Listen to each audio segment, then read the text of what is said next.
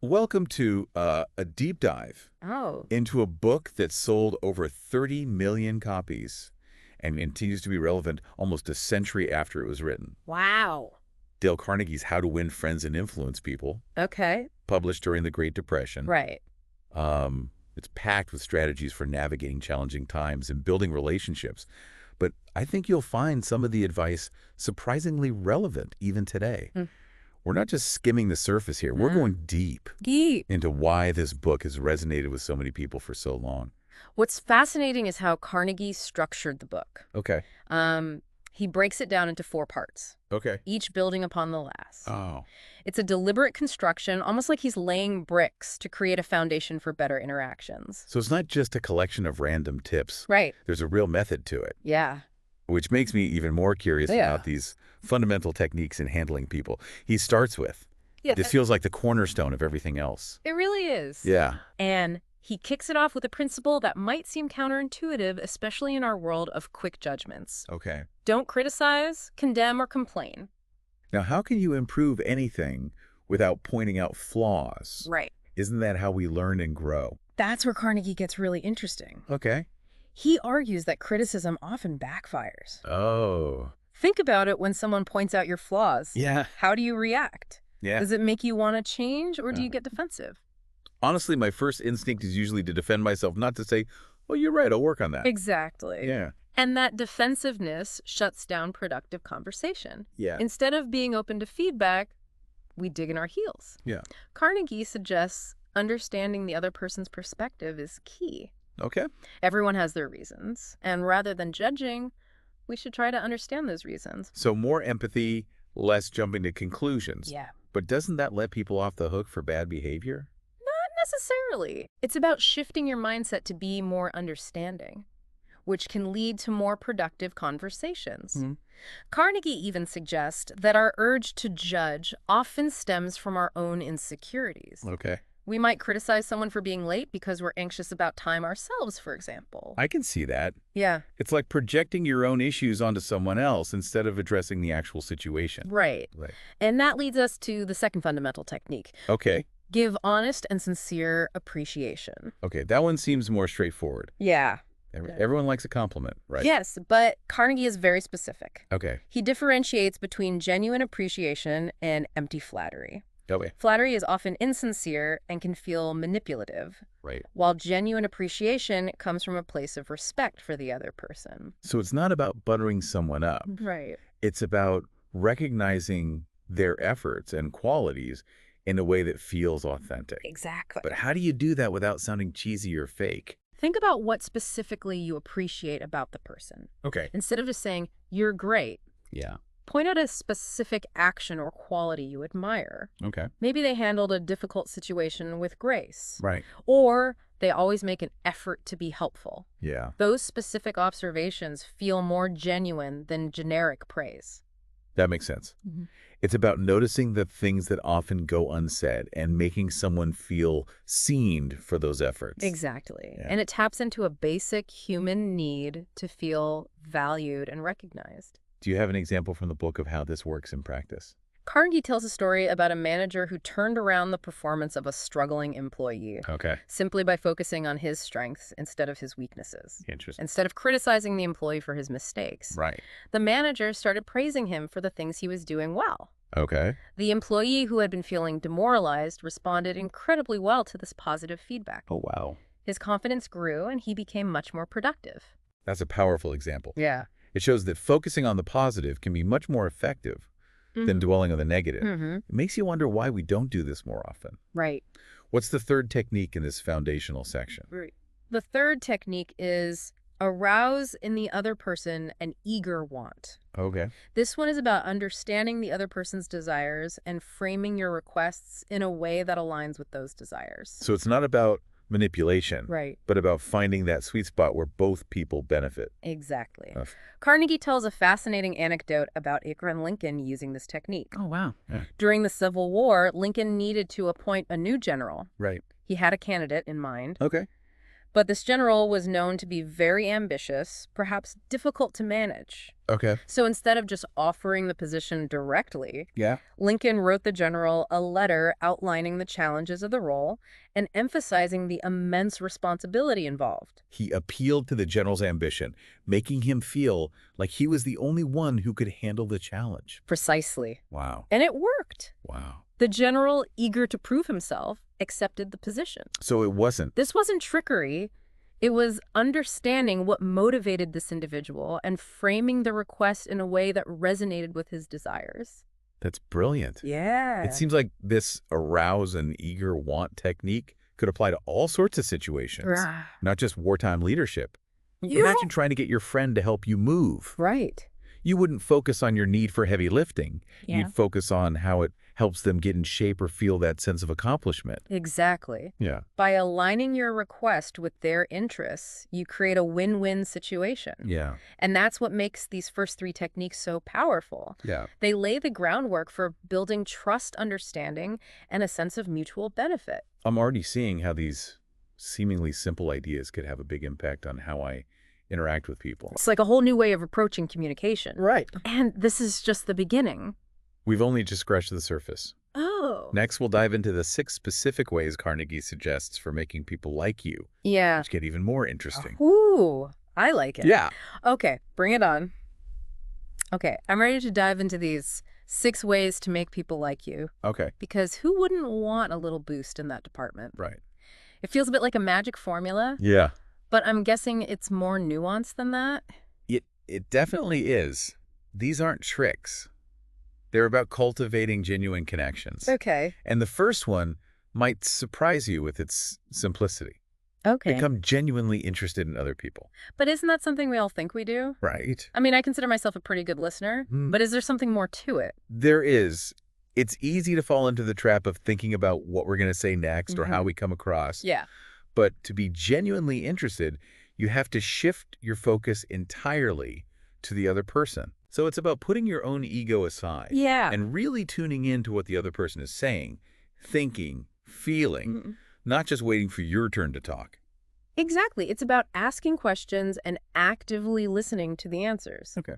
It's about remembering details about their lives and following up on those details later. Right. It shows you truly care about what they have to share. I'm starting to see how this connects back to the first part of the book. Yeah. By not criticizing and instead showing genuine appreciation and interest, you're creating that safe space for people to open up. Right. When people feel comfortable and valued, they're much more likely to connect with you on a deeper level.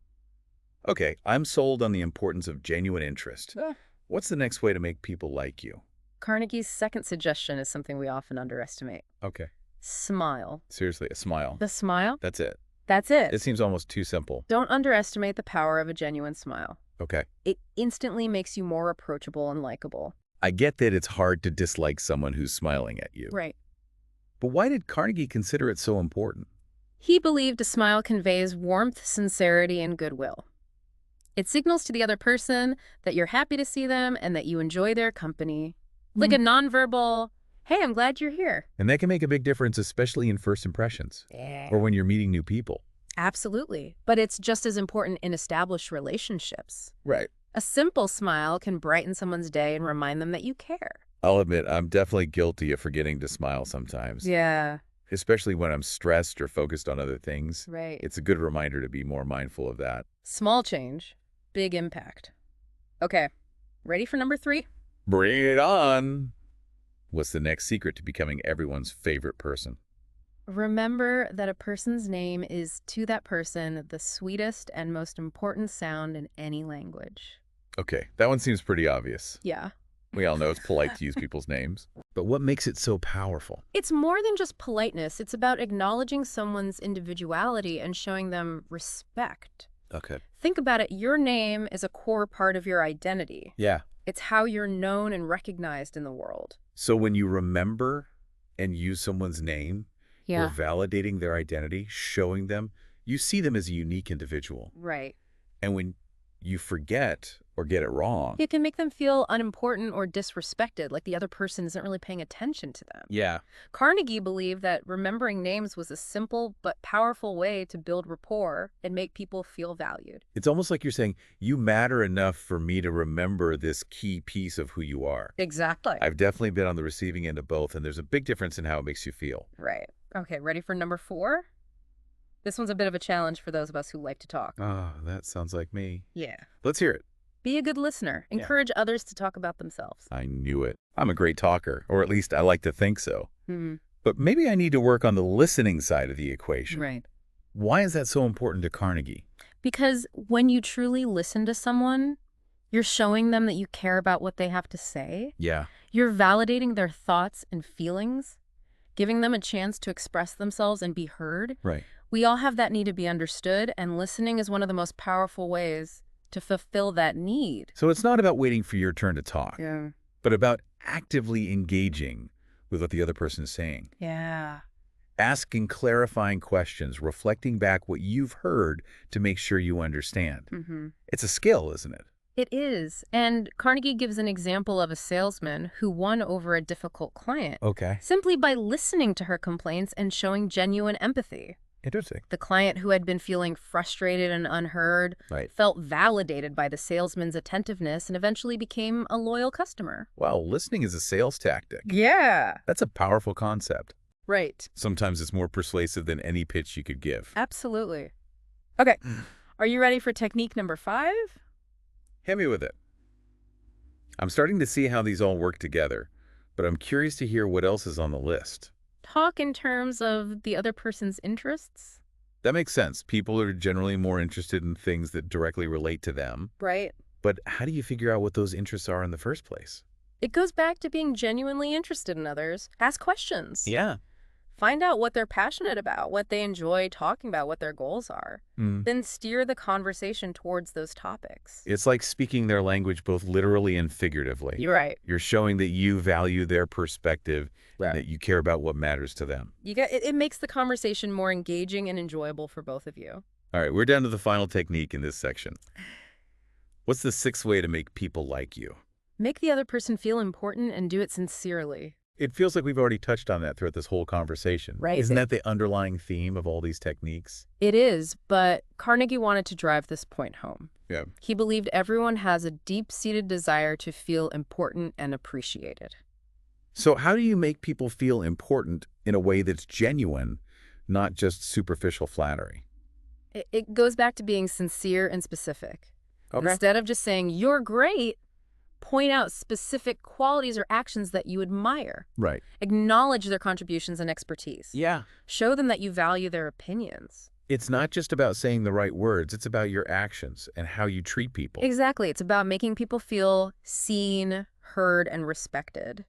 These 6 techniques are so simple, yet they have so much depth. Yeah. I'm starting to see how they can transform our interactions and help us build stronger, more meaningful relationships. And the beauty of it is that they're applicable in any situation. Right. Whether you're networking, building friendships, navigating family dynamics, these principles can make a world of difference. My mind is already racing with ways to incorporate these into my own life. Yeah, But I know there's more to come. there is. We still haven't touched on how to win people to your way of thinking, and that's where things really get interesting. That's right. We're moving from building rapport to the art of persuasion. Stay tuned for part 3, where we'll uncover Carnegie's strategies for influencing others effectively and ethically. Welcome back. We're diving into the final part of Dale Carnegie's How to Win Friends and Influence People. And this is where things get really strategic. Yeah. We've laid the groundwork with those fundamental techniques and ways to make people like you. Right. But now it's time to tackle part 3, how to win people to your way of thinking. This is where we move beyond building rapport and into the art of persuasion. Now, persuasion can feel a bit manipulative, right? Like some slick salesperson trying to trick you into buying something you don't need. Yeah. But that's not what Carnegie's about, is it? Not at all. Carnegie believed that true persuasion comes from understanding and respecting the other person's perspective. Okay. It's about finding common ground and presenting your ideas in a way that resonates with their values and goals. Okay, that makes me feel a lot better. Yeah. So where do we begin? What's the first principle for winning people to your way of thinking? Carnegie starts with something that might seem counterintuitive, especially in today's world of heated debates and online arguments. Okay. Avoid arguments. Wait, avoid arguments. Yeah. How can you get your point across or challenge opposing viewpoints if you can't even debate? Carnegie argues that arguments are rarely productive. Okay. Even if you win an argument, you might damage the relationship or lose the other person's respect. Yeah. Think about it. Have you ever truly changed someone's mind by arguing with them? Honestly, not very often. Right. It usually just ends up with both sides feeling frustrated and even more entrenched in their positions. Exactly. So instead of trying to prove the other person wrong, Carnegie suggests focusing on finding areas of agreement.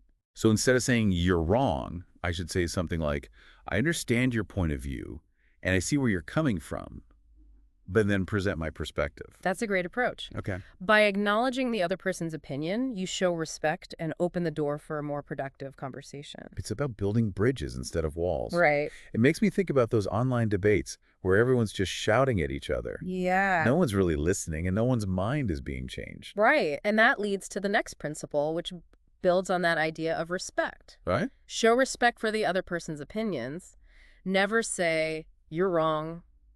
But what if they are wrong? Yeah. I mean, sometimes people have opinions that are factually incorrect or even harmful. Even in those cases, directly telling someone they're wrong is unlikely to change their mind. Okay. It's more likely to make them defensive and less receptive to your perspective. So how do you handle those situations? How do you address misinformation or harmful opinions without starting an argument? Carnegie suggests using phrases like, I understand why you might think that, but have you considered? Or, I used to think that way too until I learned. Okay. These phrases acknowledge the other person's perspective while gently introducing a different viewpoint. It's like you're inviting them to explore a new idea without directly attacking their existing beliefs. Exactly. It's about planting seeds of doubt and encouraging them to think critically. Okay. I can see how that would be much more effective than a flat-out, you're wrong. Yeah. So what happens when it's you who's made the mistake? That brings us to a principle that can be tough to swallow. Oh, boy. If you are wrong, admit it quickly and emphatically. Oh, that one's hard. I know. No one likes admitting they're wrong. It can be humbling, but Carnegie believed it was essential for building trust and credibility. Okay. When you're quick to admit your mistakes, it shows you're more interested in being honest than in being right. So that humility can actually make you more likable and persuasive. Absolutely. It disarms the other person and makes them more likely to listen even when you disagree. Interesting. It's like you're saying, hey, I'm not perfect, but let's figure this out together. It creates a sense of camaraderie and mutual respect.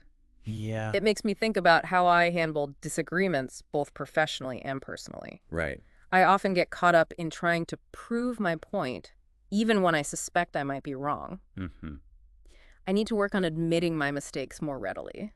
It's a valuable skill to develop, Yeah? and it leads nicely into the next principle. Okay. Begin in a friendly way.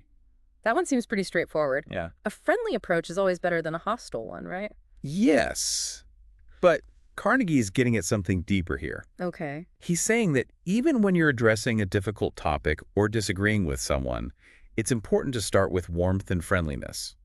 So even if I'm delivering tough feedback, I should start by acknowledging their positive qualities or expressing appreciation for their efforts. Exactly. It sets a positive tone and makes the other person more receptive to what you have to say. Okay, I'm seeing a pattern here. This whole section is about approaching persuasion with empathy and respect. Right. It's not about manipulating people. It's about finding common ground and presenting your ideas in a way that resonates with the other person. You got it. And that brings us to a principle that sounds a bit more tactical. Okay. Get the other person saying yes, yes, immediately. Now that one does sound a bit like manipulation. Yeah. What's the idea here? It's not about trickery. It's about building momentum and a sense of agreement early on. Okay.